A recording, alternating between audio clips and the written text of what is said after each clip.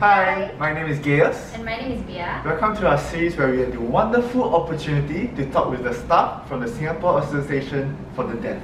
Join us as we dive in to find out more about the heroes behind the scenes. Hi, my name is Bia and today we are here with Grace. Can you introduce yourself? Hi, I'm Grace. I'm the staff Notetaker here at SADeaf. Can you tell us a little bit about your role as a Notetaker? Okay, so basically I go into different venues, workshops or classes, and I sit with the clients to note take for them, which means that I will type out as close as possible to what I hear, be it lessons or maybe sometimes it's workshop or maybe discussion, and then they can read through my laptop to understand what's going on in class. Okay, can you tell me what you like about your role as a Notetaker? Being a note-taker is quite interesting because it's not a very common role. If you go out there, you won't see anyone having similar job scopes as you. So it's basically very dynamic. Wherever you go, it doesn't stay the same mostly. You change from going to schools or to different places to note-take. As a Notetaker, was it compulsory for you to learn sign language? Not compulsory as a note-taker because we do mainly just typing of the notes, but it'll be very helpful to learn. So mostly for staff, we do learn sign language. Oh, so you know sign language? I know a little bit. It's not difficult to learn sign language, but I feel that the main difficulty comes in practicing and retaining the signs. Because if I learn and everything, but I don't practice it, I'll just eventually forget about it. Okay, so how do you practice sign language? Like just people or just like by yourself at home? The best way to practice, of course, is to meet up with other signers to practice. But I sometimes try to read up on the notes and then try to remember the signs. But the most effective way is actually to use it to communicate with someone else. Okay, like you said, you work in different like situations, right? Was there ever a situation that was just too difficult to keep up to notate? Definitely, because there's a lot of different type of situations. So there are people that speaks really fast, or there are certain classes that are very technical. So those cases it'll be a bit difficult to follow up. And then there's also other situations like if I'm not able to enter a venue because I'm not a participant, or because other people in the venue are unhappy about me being there because I'm not one of the registered participants, for example. There can be many different scenarios. How do you overcome those kind of situations?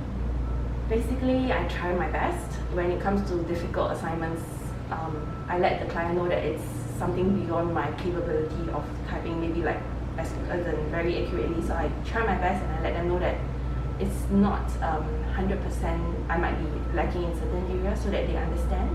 And then for cases like if I'm not allowed into a certain venue or if some other people are not happy about me being there, then I would just very politely explain myself why I'm there, the purpose, and let them know that I'm not there to do nothing. So if they're able to understand, that'd be great. But if they can't, then sometimes we need to let the clients themselves explain. Then that would be a better decision. As a Notetaker, how do you plan and prepare for your assignments? I usually take up assignments, scheduling them comfortably across the day. Then before the assignments, I will have to ask for materials. Then if I can, then I will read up on them so that I don't get surprised by technical jargons or difficult words. And if it's a new client, I'll reach out to them first to ask them for their preferences of like sometimes like depending on some people, they like us to sit next to them. Some of the times they like us to sit away. And also if it's a new venue, then definitely I will head down earlier to find a place because some campus can get quite confusing.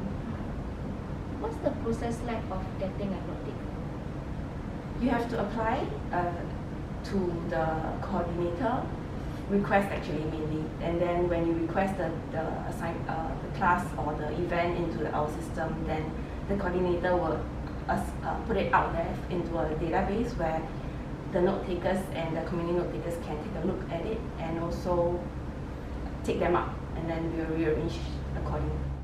What was something you did to improve your abilities as a Notetaker?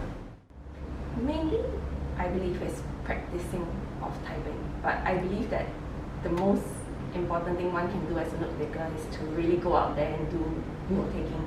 So the more you do, the more comfortable you get, and then you would generally improve with enough practice. So to end us off, what would you say is a quality that makes you a good note taker? The logical qualities would be things like fast typing and also being able to pay attention for long periods of time. But I personally feel that the main thing is the heart, to understand the needs of a client and to really want to be there to help them. That would really make you a good note taker. Thank you so much for all the information. Thank you for being with us today. You're welcome. So thank you, and that's all for today. I hope you learned something, and I hope it will inspire some of you to be a note taker. Bye bye.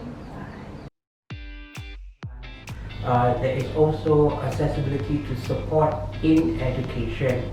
Accessibility to communication, to me, I feel that is the most important, where the students are able to communicate with the people around them and to get their message clearly conveyed across.